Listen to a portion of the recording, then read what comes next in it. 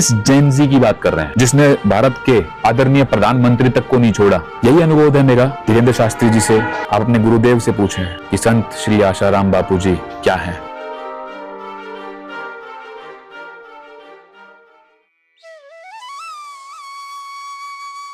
सभी को हरिओम।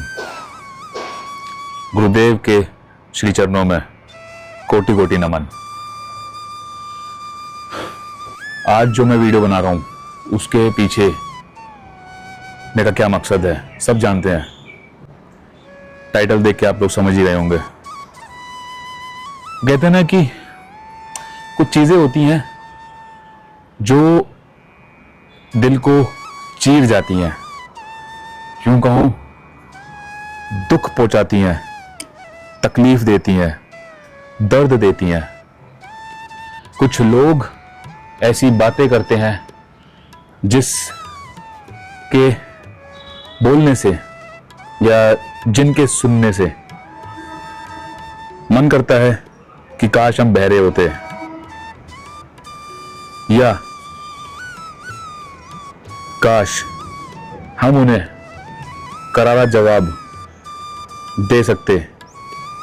मैं जानता हूं ये मन में आता है, और ये मन में लाखों साधकों के मन में आया है, क्योंकि बात ही ऐसी है। कोई भी अपने गुरु के लिए गलत नहीं सुन सकता। माता पिता के लिए उनका बच्चा जैसे कभी गलत नहीं सुन सकता, वैसे ही गुरु के लिए उनका शिष्य कभी गलत नहीं सुन सकता। और ये जानते हुए कि गुरुदेव हमारे प्यारे गुरुजी निर्दोष हैं, ये जानते हुए कि सारी दुनिया जानती है उनके ऊपर झूठे आरोप लगाए गए हैं। मैं बहुत इज्जत करता था, मैं नहीं मेरा पूरा परिवार इज्जत करता था। जी हां, मैं बात कर रहा हूं धीरेन्द्र शास्त्री जी की। मैं बहुत इज्जत करता था, तहे दिल से उनकी इज्जत करता था, और मन में इच्छा भी थी कि एक बार उनके समक्ष जाने का अवसर अगर जीवन में मिला तो जरूर जाऊंगा उनके दरबार में। उनके दरबार का जो वो दृश्य है वो जरूर अनुभव करना चाहूंगा। बट जिस तरह की बात उन्होंने की है हमारे गुरुदेव के लिए, वो इच्छा मर चुकी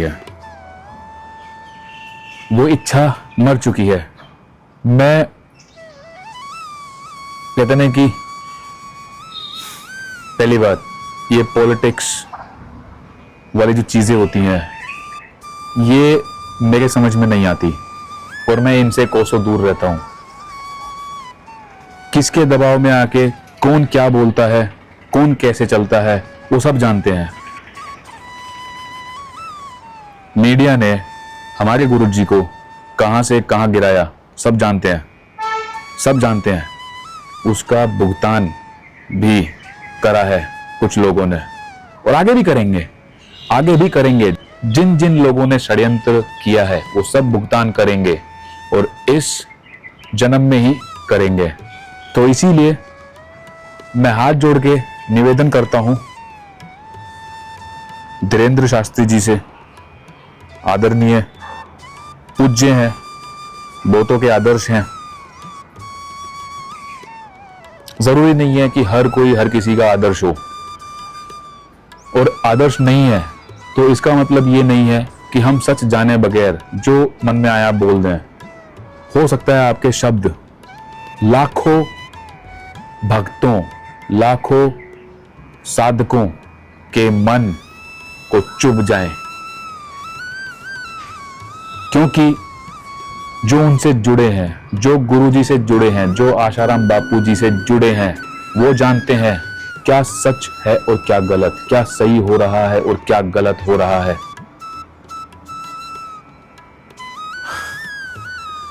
आजकल सोशल मीडिया ने बहुतों को पॉपुलैरिटी दी है, बहुतों को नाम दिया है, बहुतों को फेम दिया है, बट हमारे गुरुजी, हमारे बापूजी, हमारे परम पूज्य संत श्री आशाराम बापूजी उस जमाने से सत्संग कर रहे हैं जिस जमाने में सोशल मीडिया का एस भी नहीं पता था लोगों को, फोन तक नहीं होते थे घरों में, अगर होता था तो छोटा सा फोन होता था कीपैड वाला।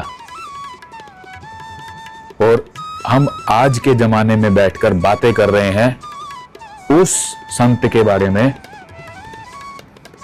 जिसने लाखों करोड़ों लोगों का हृदय परिवर्तन किया, उन्हें भक्ति के मार्ग पे चलाया, उन्हें जीवन में भगवान से जुड़ना सिखाया, धर्म के रास्ते पे चलना सिखाया, धर्मांतरण जो कर रहे थे उन्हें रोका।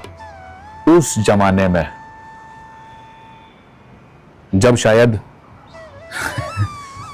मुझे बोलना नहीं चाहिए, बहुत से लोग पैदा भी नहीं हुए थे जो आज इन चीजों पे बात करते हैं, जो अपने आप को कट्टर हिंदूवादी बताते हैं, हिंदू राष्ट्र बनाने की बातें करते हैं।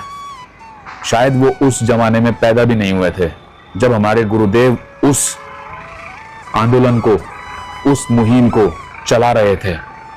मुझे किसी से कोई शिकायत नहीं है और ना मुझे किसी भी तरह के कहते हैं कि पॉलिटिक्स के ऊपर बात करनी, क्या सही है क्या गलत सब जानते हैं, बट हाँ एक चीज जो गलत लगी है और आगे भी अगर ऐसा कुछ हुआ तो मैं आवाज जरूर उठाऊंगा अपनी वीडियो के माध्यम से, क्योंकि ठीक है सबके पास मुंह है, सबके पास फोन है, सबके पास सोशल मीडिया का जरिया है, तो अगर सामने वाला नेगेटिव बोल सकता है तो हमें पॉजिटिव बोलने से कोई नहीं रोक सकता।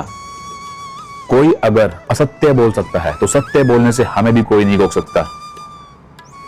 बोलो असत्य, जो असत्य बोलना चाहता है बोलो, तो फिर सत्य सुनने की भी हिम्मत रखो। कोई भी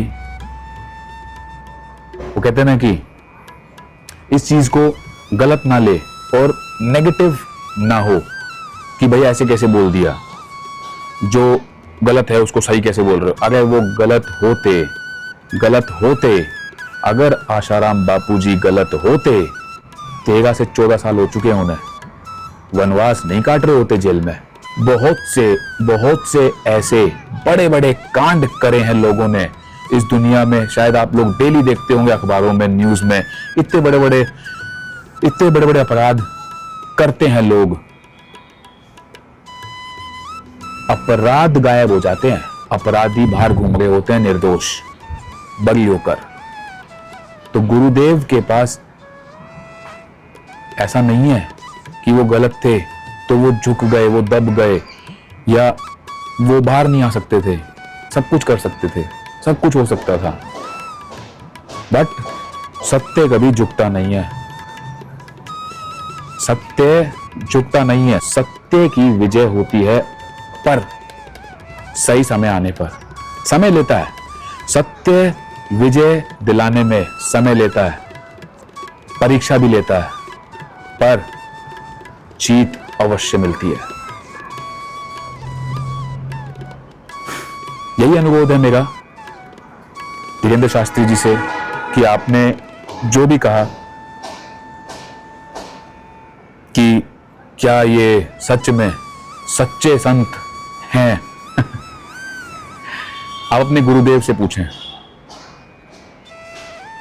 आप अपने गुरुदेव से पूछें कि संत श्री आशाराम बापूजी क्या हैं। शायद वो आपको बेहतर बता पाएंगे। मुझे शायद शब्द कम पड़ जाएंगे उनके बारे में बोलने के लिए। अगर मैं बोलने लगूं, उनकी महिमा गाने लगूं, तो शायद शब्द कम पड़ जाएंगे। तो आप अपने गुरुदेव से पूछिएगा, क्योंकि आपके गुरुदेव ने भी ये चीज मानी कि बापूजी के साथ गलत हुआ है और गलत हो रहा है, उन्हें निर्दोष साबित करके बरी करें। 90 साल की उम्र में उनके साथ जो भी हो रहा है गलत है, वो सरासर टॉर्चर हो रहा है, सब जानते हैं। अगर 90 साल की उम्र में कोई संत है और शारीरिक परेशानियां भी हैं, तो उसके बावजूद वो जेल में है, तो ये क्या है? सब जानते हैं, सब समझदार हैं, शायद इससे आगे मुझे बोलने की जरूरत नहीं है। एक ही जीवन है, एक ही धरती है और सभी लोग इस धरती पे टिके हुए हैं। जिसने जो जो किया है वो अपने आप भुगतान हो जाएगा। ऊपर वाला सब देखता है, कर्मों का लेखा जोखा यहीं भुगतना पड़ता है। तो हम विश्वास करते हैं कर्म में। कर्म ऐसा करो कि सामने वाला दुखी ना हो। हमारे गुरुदेव ने यही सिखाया है, कर्म करो, कर्म अच्छे करो, ताकि ऊपर वाले से आंखें मिला सको कि मैंने कर्म अच्छे करे। उनका क्या, जो कर्म भी अच्छे नहीं करते और मन में पाप भी रखते हैं और झूठी चीजों को दुनिया में फैला के उन्हें गुमराह भी करते हैं, उनका क्या होगा? भगवान ही मालिक है। और एक बात, धीरेन्द्र शास्त्री जी ने जिन ऑडियंस के सामने ये बात बोली है, जिन बच्चों के सामने ये बात पूछी कि क्या तुम्हें इन तीनों में से कोई सच्चा संत लगता है, क्या तुम्हारा कोई आदर्श है? आप किस जैन जी की बात कर रहे हैं? किस जैन जी की बात कर रहे हैं जिसने भारत के आदरणीय प्रधानमंत्री तक को नहीं छोड़ा? अब जैन जी के सामने संतों की बात कर रहे हैं जिन्हें इतना मॉडर्न जीना आ गया है कि इन सब चीजों से परे हैं। अब उनसे पूछिए जो 80 के दशक के हैं, 90 के दशक के हैं, 2000 के दशक के हैं, उन बच्चों से पूछिए, उन लोगों से पूछिए,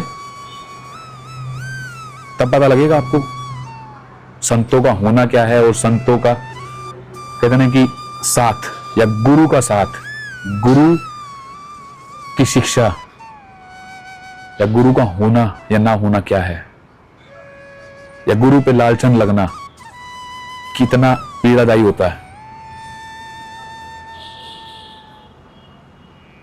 कृपया करके मैं यही अनुरोध करूंगा कि आप अपने शब्दों को वापस लें। इससे ज्यादा हम कुछ कर भी नहीं सकते। वो कहते हैं ना कि मैंने बहुत से लोग देखे हैं सोशल मीडिया पे वीडियोस बनाते हैं, हिंदू राष्ट्र की बातें करते हैं, और मैं पर्टिकुलर किसी का नाम नहीं ले रहा, बहुत सी वीडियोस आती हैं, हम हिंदू हैं, हम ये हैं, हम वो हैं, फलाना, गाली गलौज करते हैं।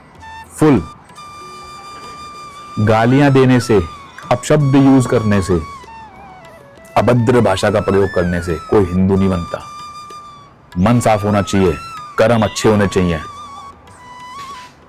बस यही पहचान है एक हिंदू होने की। एकता होनी चाहिए, यही पहचान है एक हिंदू होने की। बाकी ठीक है, अनुरोध है मेरा सभी से कि ऐसी बातें ना करें। अगर आप लोगों को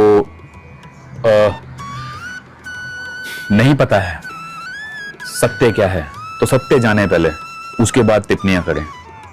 हरिओम, जय गुरुदेव।